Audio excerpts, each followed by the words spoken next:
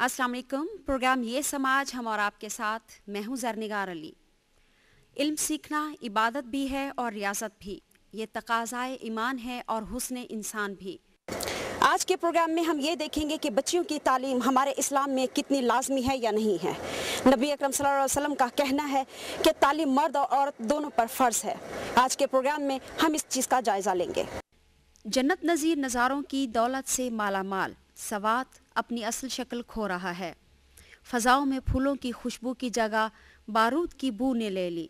लोगों के हंसते मुस्कुराते चेहरे किसी नामालूम खौफ में डूबे नज़र आते हैं। कारोबार ज़िंदगी जहाँ बहुत सी वजूह की बिना पर मांद पड़ता जा रहा है, वहाँ बच्चों की तालीम सबसे ज़्यादा मुतासर हो रही है। सवात के मकामी तालिबान ने ऐलान किया कि इलाके में शरई निज़ाम के नफाज तक लड़कियों को स्कूल जाने नहीं दिया जाएगा। चुनाचे इस ऐलान पर अमल दरामद करते हुए सवात के मुख्तलिफ इलाकों में 180 सरकारी स्कूलों को तबाह कर दिया है, जिनमें 90% लड़कियों के स्कूल हैं। 1 लाख के करीब तालबात हसूल इल्म से महरूम हो गई हैं। सवात में लड़कियों की तालीम पर पाबंदी लगाने के ऐलान के बाद निजी तालीमी इदारों ने भी कहा कि सर्दियों की तातीलात के बाद स्कूल नहीं खुलेंगे। ज़िला सवात में तकरीबन 500 निजी तालीमी इदारे हैं। हालिया पाबंदी के बाद 50,000 के करीब तालिबात इल्म के हसूल से महरूम रह सकती हैं। तकरीबन 3 साल पहले ज़िला सवात में 1,20,000 बच्चियां स्कूल और कॉलेज जाया करती थीं। आज उनकी तादाद सिर्फ 20,000 रह गई है। बच्चों की तालीम में बंदिश के अलावा इन तालीमी इदारों में सैकड़ों असातिज़ा पढ़ा रही थीं। स्कूल बंद होने की सूरत में वो बेरोज़गार हो जाएंगी। सवात के मकामी इंतहा पसंदों ने तालीमी इदारों के ख़िलाफ़ जो इक़दामात किए हैं वो अचानक नहीं थे। इब्तदा में उन्होंने ऐलान किया कि तालिब इल्म यूनिफॉर्म में पैंट शर्ट की जगह सफ़ेद शलवार कमीज़ का इस्तेमाल करें। कुछ अरसे बाद ये ऐलान किया गया कि बच्चियां और उस्तानियां सफ़ेद बुरके में मलबूस होकर स्कूल जाएंगी। इस हुक्म पर अमल दरामद भी कराया गया, लेकिन इससे भी इंतहा पसंदों को इत्मीनान नहीं हुआ।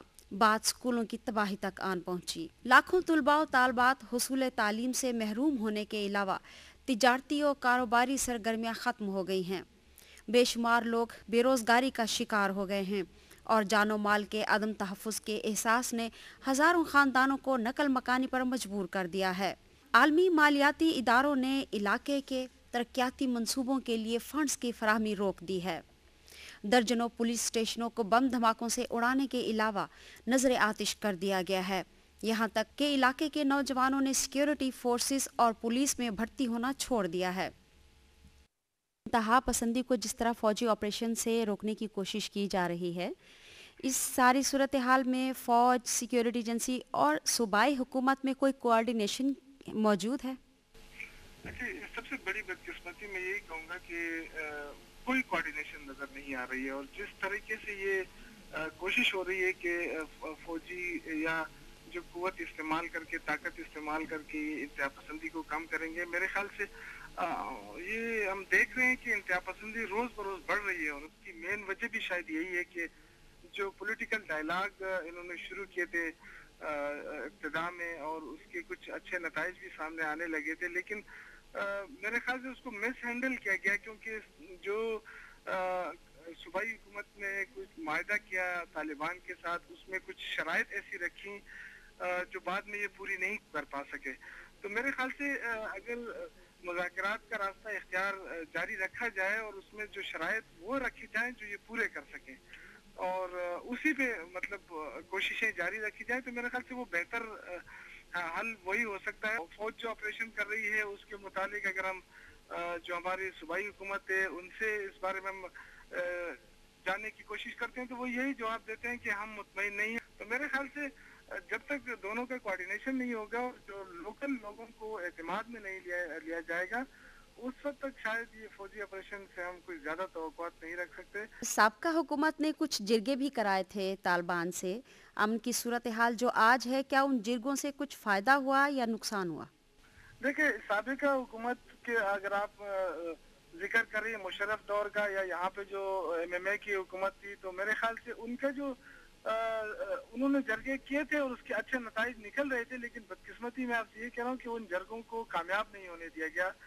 وہ جو مذاکرات ہوئے ان مذاکرات کو کامیاب نہیں ہونے دیا گیا. طالبان کے ساتھ انہوں نے جو مذاکرات کیے اس میں تھوڑی سی غلط فہمی یہ پیدا ہوئی کہ انہوں نے جو لوکل ایلڈرز تھے ان کو اعتماد میں نہیں لیا, اور یا کچھ شرائط ایسی رکھی جو بعد میں انہوں پوری نہیں کر پا سکے, تو ان کو پھر بد اعتمادی پیدا ہوئی, اور اعتماد کا جو فقدان تھا اس کی وجہ سے یہ دوریاں بھی پیدا ہوئی. کیا آپ کو لگتا ہے کہ ان انتہا پسندوں کو سپورٹ کرنے کے لیے چند ایلیمنٹس کا ہاتھ ہے؟ اس میں کوئی شک نہیں ہے, اور گورنمنٹ خود یہ کہہ چکی ہے کہ اس میں بہت سارے ایلیمنٹس انوالو ہیں. اس میں جو بیرونی قوتیں ہیں وہ اپنے اپنے گیم کھیلنے کی کوشش کر رہی ہیں, اس میں کوئی شک نہیں ہے, کیونکہ اتنا بڑا, اگر ہم دیکھیں کہ اتنا بڑا اسلحہ استعمال ہو رہا ہے اور فوج اتنے دنوں سے آپریشن کر رہی ہے, تب بھی یہ معاملہ نہیں سلجھایا جا سکا.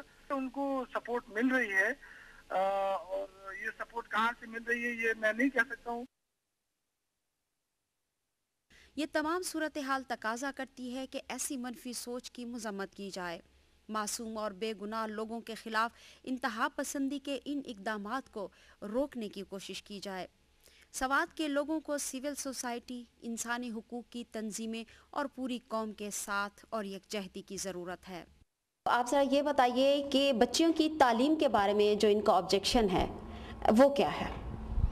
ابھی یہی بات ہو رہی ہے اس کے ہاں کہ جو تعلیم بین کیا ہے خصوصاً 15 جنوری سے فیمیل کی, وہ یہ کہہ رہے ہیں کہ موجودہ نظام تعلیم فحاشی پہ لا رہا ہے, اور اس حوالے سے جب تک ہم اپنا کوئی نیا سلیبس تیار نہ کر دیں تو اس وقت تک یہ بین رہیں گے اور کوئی لڑکی اسکول نہیں جائے گی.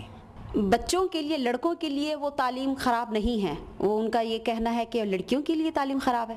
وہ تو کہہ رہے ہیں کہ دونوں کے لیے خراب ہیں, اور ابھی اس وقت کوئی بھی اسکولوں میں نہیں جا رہا, اور ساتھ ہی ساتھ چھٹیاں بھی ہوگی, اور انہوں نے بین کا اناؤنسمنٹ بھی کیا تھا. لیکن وہ کہہ رہے ہیں کہ نظام تعلیم نیا انہوں نے متعارف کرنا ہے جب وہ شریعہ آ جائے گی, اس وقت تک بین ہے. وہ کس طرح کا نظام چاہ رہے ہیں؟ وہ کہہ رہا ہے کہ یہ ہمارے جو موجودہ سیٹ اپ ہے ایجوکیشنل, یہ کہہ رہا ہے کہ یہ انگریز کا بنایا ہوا ہے, اور کم سے کم میٹرک تک بچے کو اتنی اسلامی تعلیم بھی دینی چاہیے کہ وہ ان کا جو روزمرہ کا زندگی ہے اس میں اس کے اوپر وہ اپلائی ہو سکے. جتنے اسکول تباہ ہو رہے ہیں وہ اسی میں سیکیورٹی فورسز اس کو ایک مورچوں کے طور پر یوز کر رہے ہیں. وہ کہہ رہے ہیں کہ جنگ میں تو سب کچھ جائز ہے, جب وہ اسکولوں کو مورچوں کے طور پر استعمال کریں گے تو وہ ڈسٹرائے ہوں گے. اور ایسی جگہ بھی انہوں نے پچھلے دنوں ہم نے وزٹ کیا تو ایسی جگہ دکھائے جہاں پر سیکیورٹی فورسز اسکولوں میں نہیں ہے, تو وہ اسکول ابھی تک سیف ہیں. پچھلی حکومت میں جس طرح جرگے ہوئے اور جو مذاکرات کا ایک سلسلہ جاری رہا, اس میں کچھ لوگوں کا کہنا ہے کہ ان لوگوں کو دوبارہ آرگنائز ہونے کا موقع ملا, یہ بات کہاں تک صحیح ہے؟ نہیں, انہوں نے اسٹریٹجی چینج کی ہے. پہلے جب شروع ہو گئی یہ آپریشن تو وہ فرنٹ ٹو فرنٹ لڑ رہے تھے, اس کے بعد آرگنائز نہیں ہوئے بلکہ انہوں نے اسٹریٹجی چینج کی اور گریلا وار شروع کیے ہیں, تو اس وجہ سے اب مشکل آ رہی ہے سامنے. جرگے کی وجہ سے یہ نہیں ہے کہ مذاکرات ہوئے تو وہ منظم ہو گئے, اور ویسے بھی وہ باقی جو وزیرستان وغیرہ کے طالبان ہیں اور سوات کے طالبان میں واضح فرق ہیں, یہاں پر کوئی نان لوکل نہیں. آپ کو لگتا ہے کہ ان علاقوں میں کچھ اور عناصر بھی ہیں جو ان لوگوں کو سپورٹ کر رہے ہیں, یا ایسے ایلیمنٹس بھی ہیں جو ان دونوں کو, حکومت کو اور طالبان کو آپس میں لڑا رہے ہیں؟